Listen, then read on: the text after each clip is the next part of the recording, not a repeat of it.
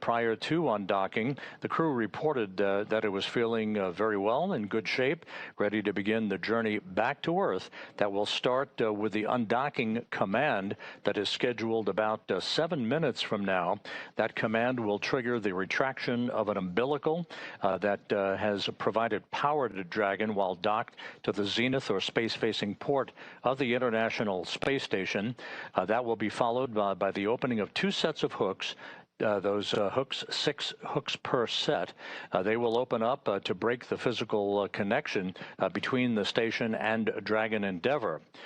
There will be a series of burns of the Draco thrusters to begin an opening rate by Dragon away from the station outside of what is called the approach ellipsoid, which is essentially the imaginary cylindrical boundary of the neighborhood of the International Space Station, at which point the joint operations between Mission Control here in Houston and the SpaceX Flight Control Team in Hawthorne will come to an end, and Hawthorne will take over exclusive control of the rest of Endeavour's flight back to Earth, which, as you heard Ronnie say earlier, will culminate in a splashdown early Thursday morning off the coast of San Diego at 12:41 a.m. Pacific Time, 2:41 a.m. Central Time. Ronnie, you have more details about what will be involved as we approach the time of the undocking command. Thanks, Rob.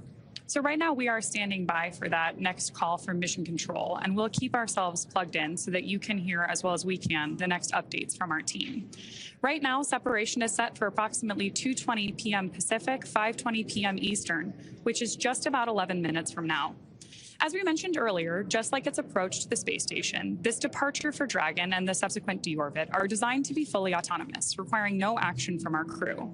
Departure is typically faster and easier, since the crew won't have to stop at any waypoints we see, like when the spacecraft arrives. We take particular care, as Rob noted, when we enter the approach ellipsoid and then when we depart again. Once the undocking sequence is complete, Dragon will use its Draco thrusters to move away from the station in a series of 4 departure burns, which are carefully choreographed spacecraft maneuvers that increase the distance between the spacecraft and the space station. From there, a phasing burn will place Dragon on a trajectory to align it with that splashdown site. As we've had a couple of views here on our screen previously, our crew is inside Dragon right now. They are suited up as we are entering a dynamic phase of flight. We may hear a call out for the crew to also pull their visors down ahead of that actual undocking event itself.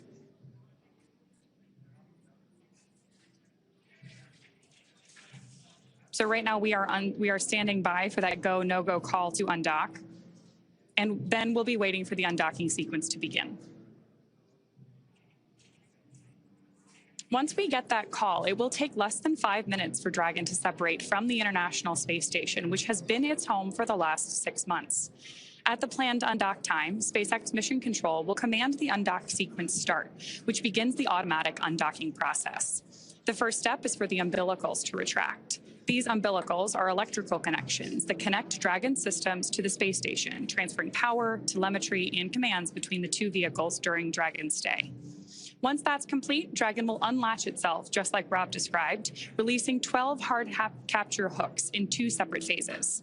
All that combined will take just about 4.5 minutes, and then Dragon will be ready to depart from station and begin to move itself further and further away using those Draco thrusters. Dragon's initial departure from station, like I mentioned before, is a little bit different, and it's also different from other docked vehicles like the Soyuz that rely on springs to push them away from the docking port. Dragon will execute 2 short thruster firings to undock using a combination of 12 Draco thrusters around the base of the spacecraft, with the first burn breaking any stiction between Dragon and the docking port, and the second slowly backing the spacecraft away. We are expecting the call for the end sequence to begin in the next few minutes or so.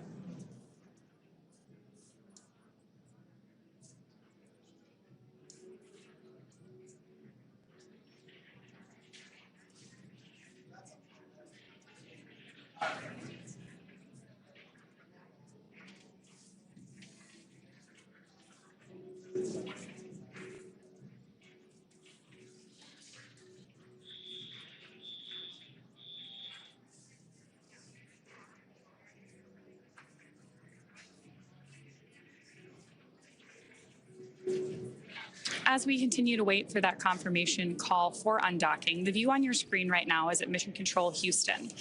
Mission Control in Houston and our facility here in Hawthorne are connected to the International Space Station and the Crew 11 astronauts right now on a communications network known as the Big Loop.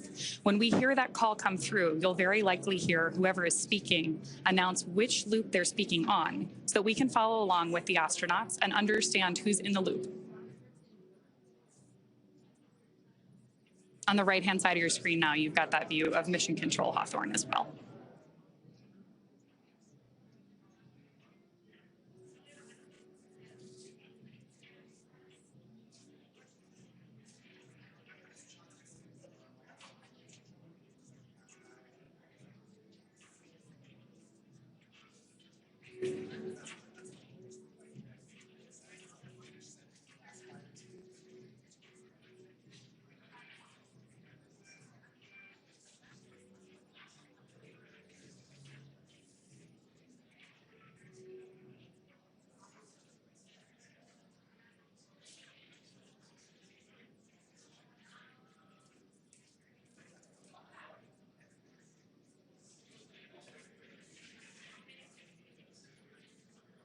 So as Rob mentioned earlier, following deorbit and splashdown, Zena, Mike, Kimya, and Oleg will have spent 167 days in space, orbiting the Earth more than 2,600 times.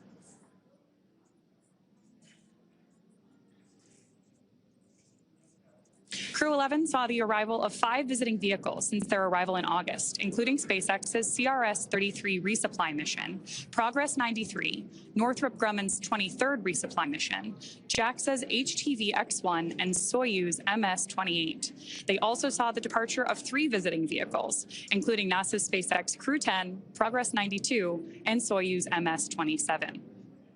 Mike Fink will have spent 549 days in space, the 4th most cumulative spaceflight time by a U.S. astronaut and 20th on the all-time list, as Rob noted earlier. Kimya Yui on the Big Loop, undock sequence commanded.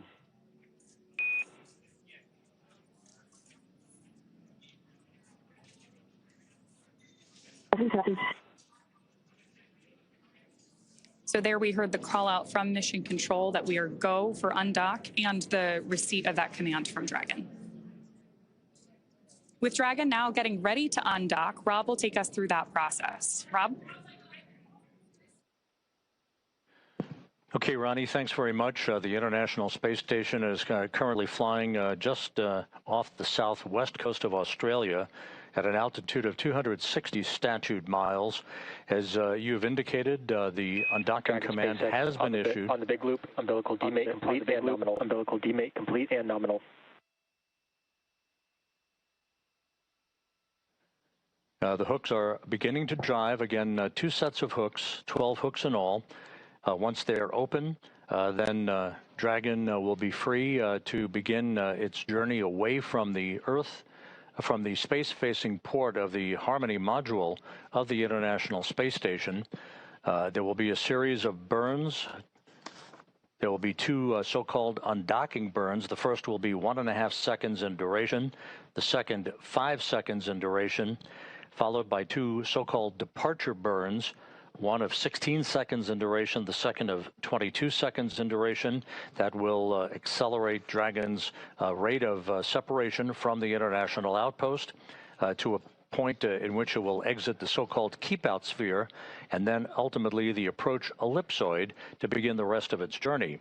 Even though the undocking is coming about 15 minutes behind schedule, based on the work that was required to prepare the crew for undocking, this will not affect the rest of the timeline. There will be some burn adjustments made by the SpaceX engineers in Hawthorne, but it will all lead to a splashdown off the coast of San Diego for the 4 Crew 11 crew members at 2:41 a.m. Central Time, 12:41 a.m. Pacific Time to wrap up this 167-day mission.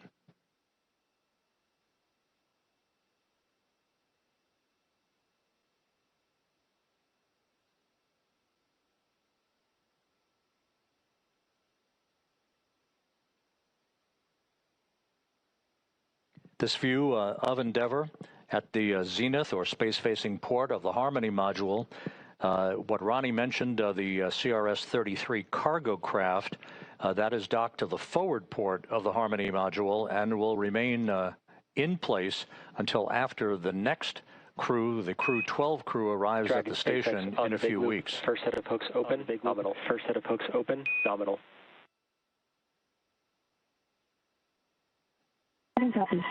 The second set of hooks now beginning to open. We are committed to an undocking, standing by for those hooks to fully retract.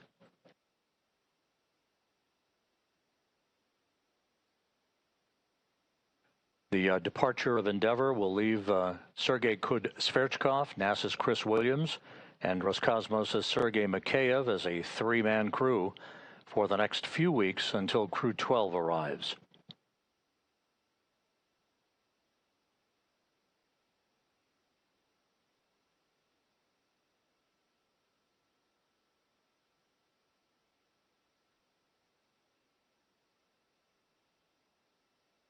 The interface between Dragon and the station has no longer been sealed.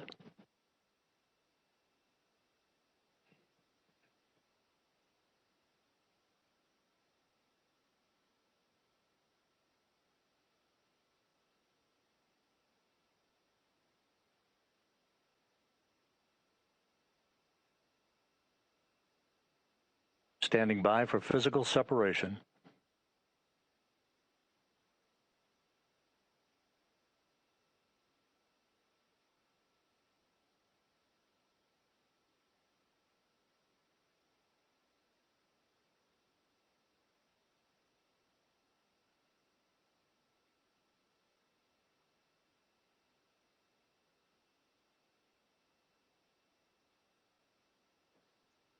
About 20 seconds away from physical separation.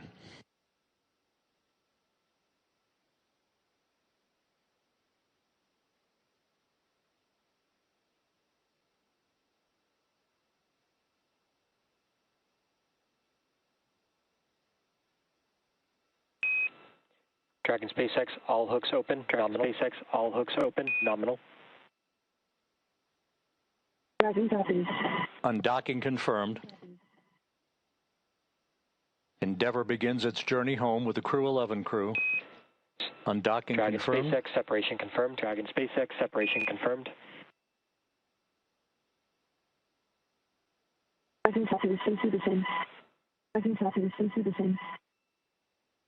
A good undocking burn, 4:20 p.m. Central Time, 5:20 p.m. Eastern Time for undocking. As Dragon and the International Space Station flew 260 statute miles south of Australia.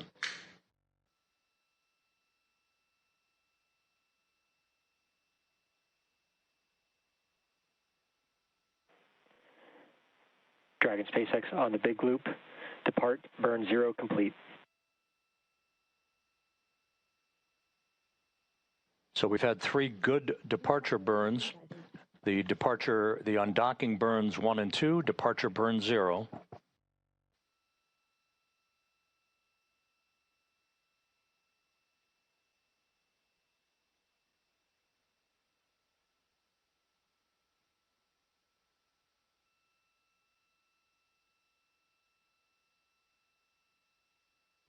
So despite the accelerated nature of the timing of this undocking for Crew 11, the crew has executed everything by the book as they begin about a 10.5-hour journey to a splashdown off the coast of San Diego in the wee hours Thursday morning.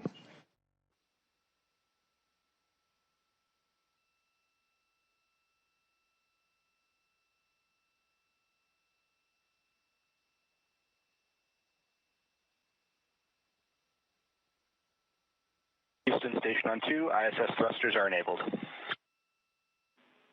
Houston copies. That the voice of Chris Williams of NASA on board the station as we look inside Dragon over the shoulders of Zena Cardman and Mike Fink.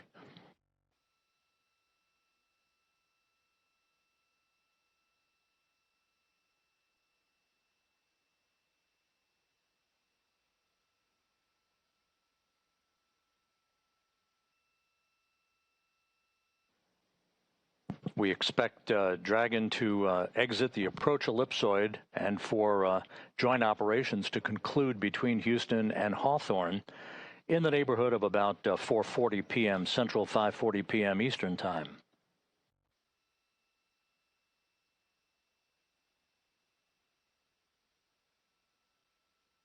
Coming up is Endeavour's departure and exit from the keepout sphere, the first of these two boundaries that are used to essentially measure the neighborhood of the International Space Station during rendezvous and departure operations.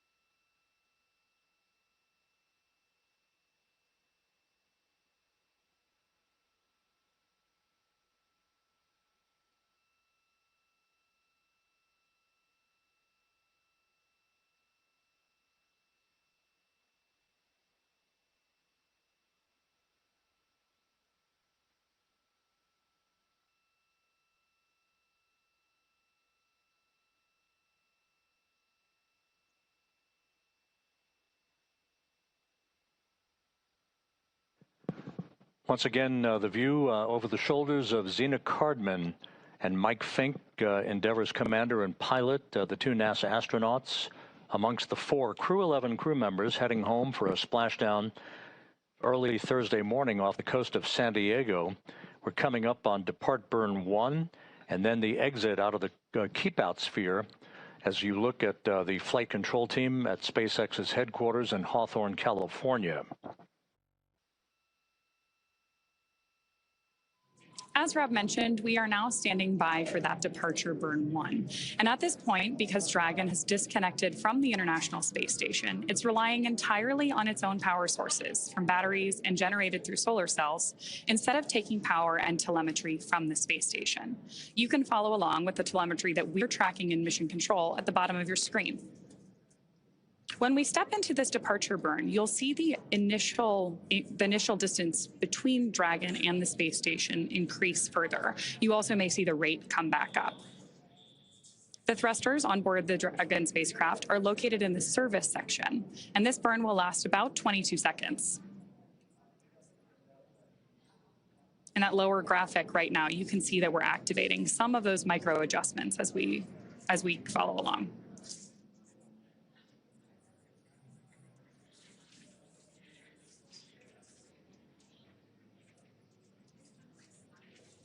Even though all of this is taking place very methodically and very slowly, both of these vehicles are traveling about 17,000 miles an hour. So this is a very carefully... Dragon SpaceX on the big loop, depart burn 1 complete and nominal.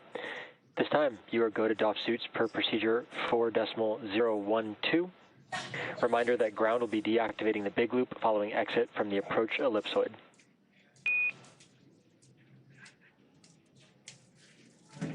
We are go for 4.012 suit doffing with a nominal depart burn, and we will be reconfiguring the big loop once we get out of the ellipsoid.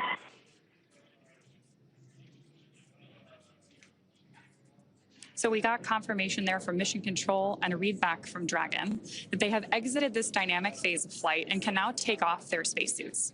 As I was mentioning, this is a pretty carefully choreographed set of maneuvers, but now that we're through departure burn 1, we know that we've exited the keep-out sphere, which is a 200-meter radius invisible line around the International Space Station.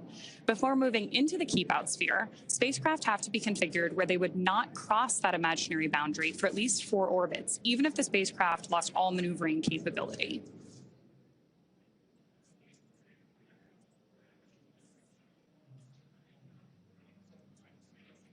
This safety zone is set up to govern any visiting spacecraft, Dragon or any of the others we mentioned earlier in the webcast, when they're arriving or departing from the space station. Some beautiful views of the Earth from up in space there on your screen right now, too. And now that we are focused primarily on Dragon, as Rob mentioned, because the vehicles have now separated, you're following along with the speed and altitude of Dragon in the lower left-hand corner of your screen.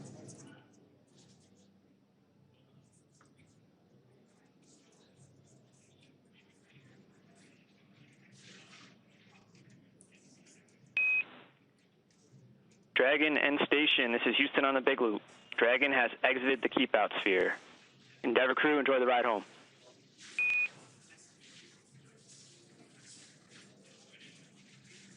Endeavour crew copies on the Big Loop. Thank you.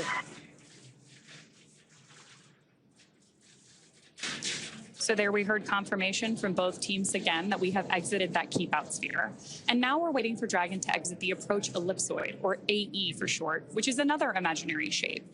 This time a three-dimensional ellipsoid, kind of a football shape, measuring 4 kilometers by 2 kilometers by 2 kilometers in the same family as that keep-out sphere. One of the key differences with the AE, though, is that vehicles outside of it have to be on what we call a 24-hour safe free drift trajectory. Instead of the 4 orbits we mentioned earlier, that means that a spacecraft would not cross into the approach ellipsoid for at least 24 hours again, even if it lost all maneuvering for that call-out, once we hear confirmation that Dragon is outside of the AE. So to recap what brought us to today, the hatches between the International Space Station and Dragon were closed earlier today at approximately Crew Dragon, cabin mic, com check, how do you read?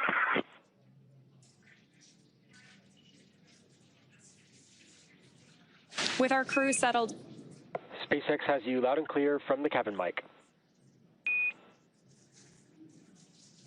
We also loud and clear, thank you. We just had good confirmations there that our Crew 11 team can hear mission control here in Hawthorne loud and clear. And our crew is beginning to settle in for that 10.5-hour journey back to Earth. So I'm going to toss it back to Rob over at NASA. Rob? Thanks, Ronnie. The 2 spacecraft, Endeavour and the International Space Station, are currently flying just to the southeast of New Zealand, moving from southwest to northeast in an orbit inclined 51.6 degrees to either side of the equator. The range between Endeavour and the station will continue to open up to a safe distance that will lead in the wee hours Thursday at 1:51 a.m. Central Time, 2:51 a.m. Eastern Time, to a deorbit burn that will be a 13-minute, 15-second retrograde braking maneuver for Endeavour to slow the vehicle down by 87.5 meters per second. Just as is the case for any returning vehicle from low Earth orbit velocity, this will enable Endeavour to enter back into the Earth's atmosphere for all of the key activities that will be associated with its 50-minute return trip through the atmosphere, through the area of peak heating, a brief period of a loss of signal while plasma builds up around the Dragon itself, and then a reacquisition of signal prior to the deployment of drogue chutes and the main chutes that will enable Dragon to gently splash down off the coast of San Diego at 2:41 a.m. Central Time, 12:41 a.m. Pacific Time, early Thursday morning, wrapping up a 167-day mission.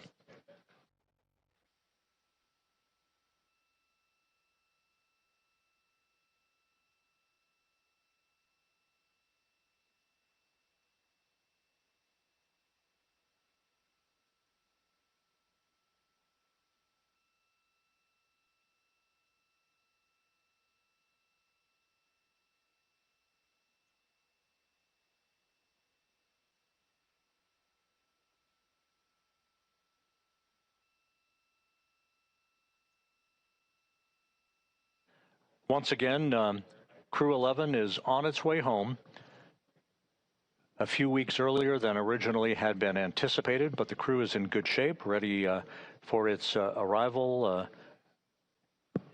in the Pacific Ocean for a splashdown in the early morning hours on Thursday, where the SpaceX recovery team will quickly move into action to hoist the Dragon onto the well deck of the recovery ship and extract the crew, with their mission now having been completed.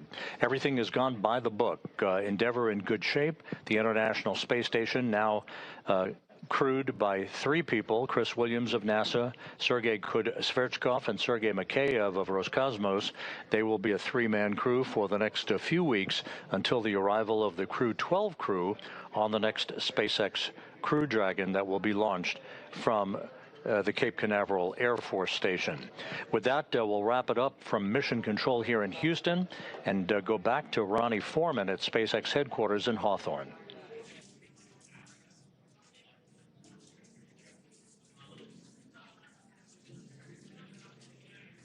Thanks so much, Rob. With that, Crew 11 has officially departed the International Space Station.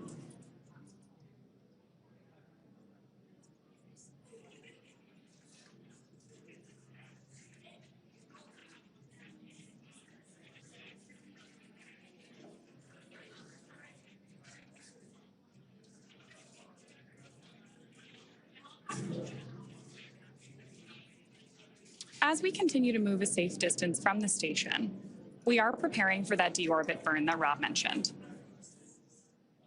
Again, Dragon is targeted to splash down off the coast of San Diego at approximately 12:41 a.m. Pacific time, followed by the crew getting picked up at sea by a SpaceX recovery vessel. As they rest up, our teams here will continue to keep an eye on the weather to ensure a safe return for our Dragon and Crew 11 astronauts.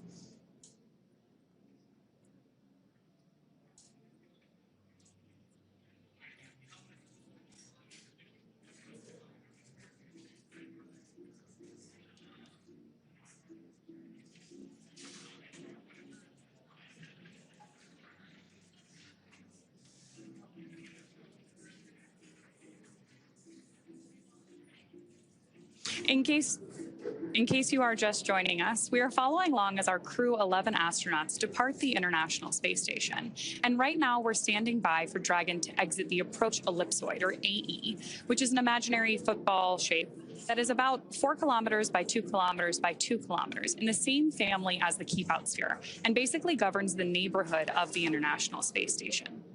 One of the key differences between the approach ellipsoid that you see on the outside on the graphic on your screen and the keepout sphere, which is that smaller inner circle, is that vehicles inside of the AE right now, or where we are right now, are on what we call a 24-hour safe free drift trajectory. That means that the spacecraft would not cross into the approach ellipsoid for at least 24 hours again, even if it lost all maneuvering. So we are standing by for that call out to hear that we have exited the AE and that our Crew 11 astronauts continue on their way home. Now, to recap, earlier today, the hatches between the International Space Station and Dragon were closed. Since then, the crew has settled in to begin their 10.5-hour journey back to Earth. The joint NASA and SpaceX teams pulled go to proceed with undocking, and the undock command was then sent, followed by umbilical retraction and hook opening, with physical separation taking place right on schedule at 2:20 p.m. Pacific, as the space station and Dragon were traveling about 260 statute miles south of Australia. Dragon then completed 2 of 4 departure burns and exited the keepout sphere. We are again now standing by from Dragon crossing the approach ellipsoid to set the spacecraft and Crew 11 up for their path back to Earth. On splashdown tomorrow, we'll be marking the completion of a long-duration science and research mission for these 4 astronauts and the astronauts that were part of the broader expedition who are still on board the International Space Station.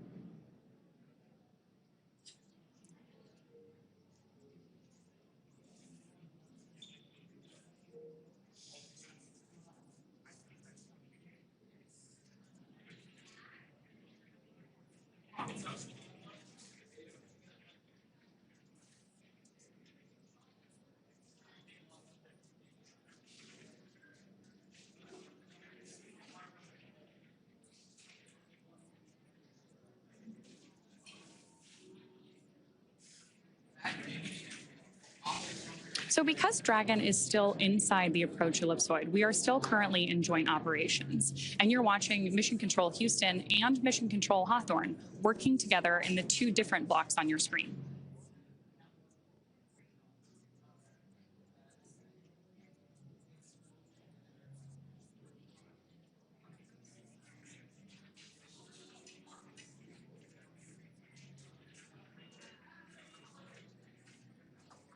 We mentioned this earlier in the webcast too, but you can follow along with Dragon's telemetry in the bottom of your screen. We just had that range measurement come up that you can track, looking at just about 800 meters away from the International Space Station right now. We're also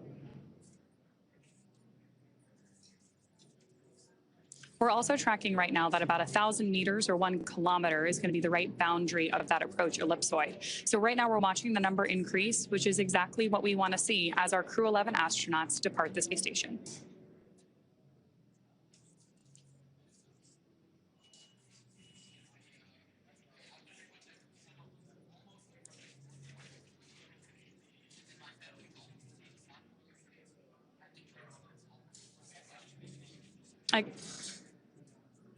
Again, we are standing by right now for that departure from the approach ellipsoid. You can keep following that, as I mentioned, in the bottom left-hand corner of your screen. That is the distance between Dragon and the International Space Station. And we think we'll hit that 1,000-meter, 1-kilometer mark here in just about another minute.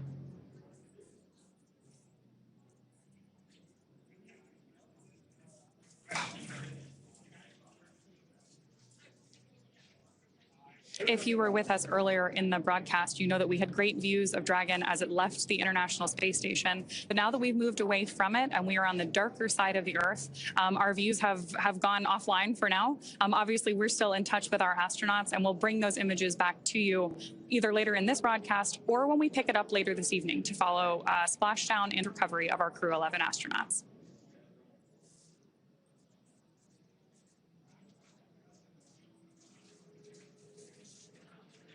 Coming up on about 970 meters away from the International Space Station.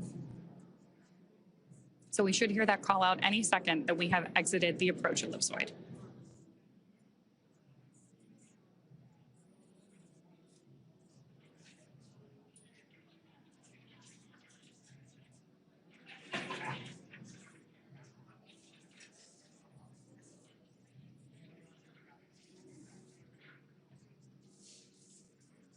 Tracking 1 kilometer on your screen right there.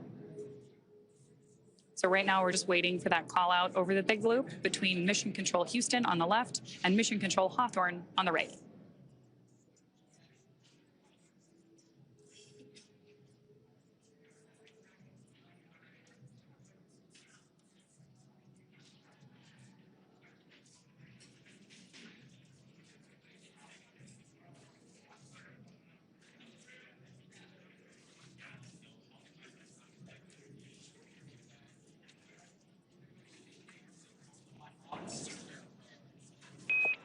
Dragon SpaceX on the big loop.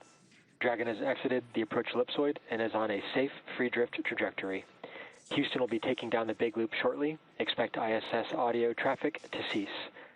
Following final comms, request swap of audio destination to Dragon to ground.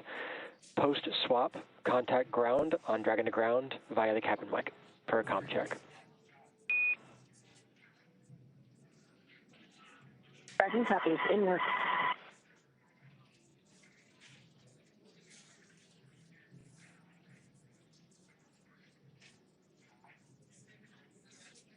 So that announcement we just heard from Mission Control Hawthorne officially marks departure from the approach ellipsoid and the end of joint operations. That's why you heard our team explaining how communications protocols would change from here through the end of the mission.